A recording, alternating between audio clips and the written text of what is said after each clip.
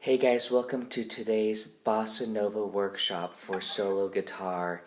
It's Corcovado by Antonio Carlos Jobim, but this is dedicated to João Gilberto, who passed away last weekend. Corcovado.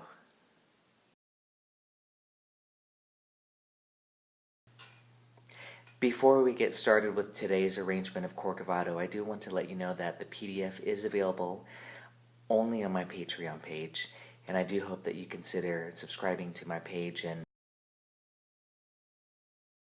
I put all of my teaching materials out there. So thank you, and let's get started with today's arrangement. Okay, so let's get started here with the first chord of the song. It's an A minor 6 chord. A lot of times a fake book says D9/A, but most people just play A minor 6, which is kind of a little bit darker. The melody note has the D in there, so that's kind of what gives it that dominant flavor anyways. So anyways, here's the chord shape I'm using. I'm using an open A, and I got the F sharp, and the C, the E with my pinky, and my first finger is just planted on the D, so I can toggle back and forth and get the melody extracted from the shape. And I'm just simply lifting up this finger. There, I'm bringing out the melody even more. The next chord is A flat diminished 7, and it's this shape. Here's an A flat diminished 7, just a grip shape. But again, you're going to want to get your pinky down on the 5th fret here on the E, just to get the melody note. Okay, so the first 4 bars is then A flat diminished 7. And you can either isolate the melody note with your right hand, or you can pluck the full chord. Depending on what kind of mood you're in. And then, okay, measure 5, we've got a G minor 7, and it's this shape, just a 4-note shape, but I'm barring it so I can get the C note here, the 11. And again, I'm really a big fan of what I call extraction. And what I mean by that is just holding a chord shape down and extracting the melody from the shape without moving too much and working too hard. Then I switch to the C9. Okay, oh, that's C9 sus4 to be technical. And it's super easy, just a bar, C, F, B flat, D, and then I get the C. And then I go to C7 sus4. Okay, so it's 4, 3, F, E. And then this cool chord F dim 7. Okay, and that's achieved by doing this open string. And then I'm resolving it to an F major 13. Okay. And I usually ad lib with the rhythm. I'm not terribly strict with it. Lots of syncopation, of course. So that was F diminished 7 with the E on top, and then F major 13. You might be wondering, what's an F major 13? It's not a dominant 13. We don't want an E flat, we want an E natural. So it's really built off the major 7 chord, and then adding on the 6. But we're not calling it an F6 because we have the major 7. It should be called an F major 13. Okay, an upper extension. Anyhow, that's shop talk. F dim 7 to the F major 7, F major 13, and that's the 13. The D's in the melody. Okay, let's go on to measure 9. We have F minor 9.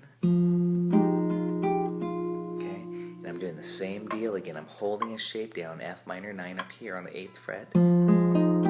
Your pretty typical shape, but I'm borrowing my finger so I could lift up my pinky and get the G, F, G, F. There, okay? Just to get the melody, then I'm going to B flat 13.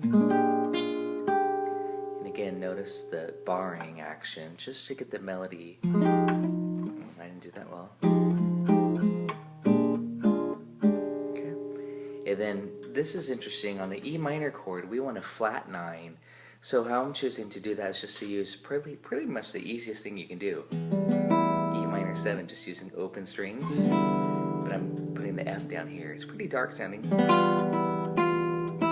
And then this A7 with the flat 13, which just means keep that F down. You could do it over here if you wanted to. Again, I'm just kind of playing around with some open strings. Especially in Bossa Nova style, I try to use a lot of open strings. So that was E minor, the flat 9, and then A7 with that flat 13 added on, the F natural. Okay, let's go on the D9.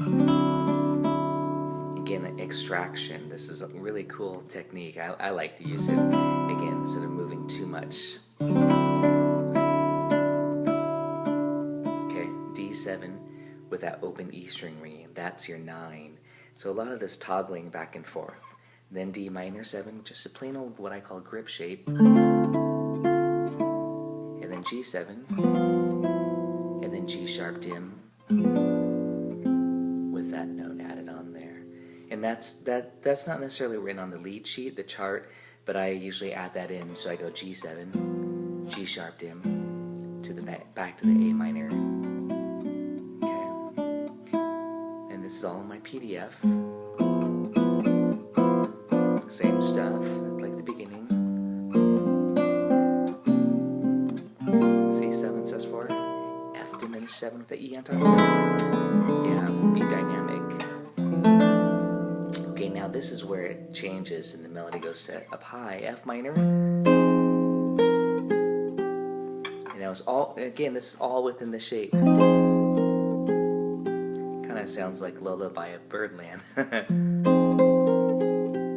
If you've seen my Lullaby of Birdland video, check it out for solo guitar arrangement of that song. And then B flat 13. Okay, so that was F minor 7, and then B flat 13. Actually, it's a B flat 7, flat 5. The flat 5's in the melody. That's pretty important. Sometimes on the chart you'll just see it say F minor 6, but I like to put the B flat in the bass instead. And then E minor 7. Same idea. And then A7, A minor 7 with the 4 here. Okay, and notice I'm just plucking the melody out of the shapes, and I am using that open string. This is A minor 11, by the way. Really beautiful chord. And that's A, G, C, and then instead of the E, the 5th, put the 11. Really sweet chord. Oh, and I do recommend that you just kind of work on these chords separately, meaning like F minor 7, B flat 7, flat 5, E minor 7, A minor 11, D minor 7, G7 sus4. Okay, actually that's G9 sus4. That's really just an F triad with G in the bass. Some people do this. I kind of wrap my thumb around, a la Hendrix, up to the E minor 7.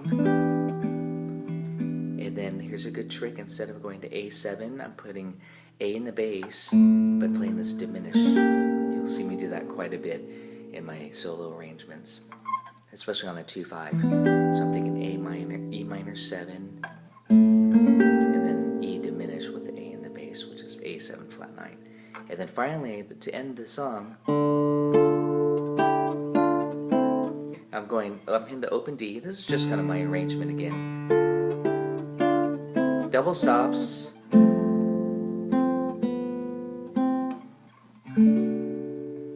Okay, that was D minor, but I'm doing just thirds.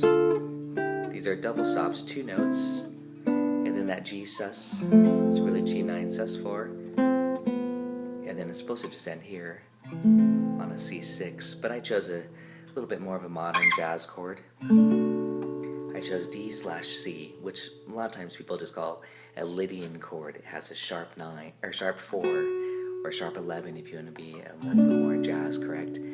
That's basically a D major triad against a C. You can also just do harmonic. And then put that C in the bass. Kind of gives it a nice ethereal ending there. So, okay, well there you go. That's a very quick tutorial on Corcovado. I hope you enjoyed the video lesson. And again, this is for Joao Gilberto. Thank you again for watching. We'll see you next time. 1, 2, 3, 4.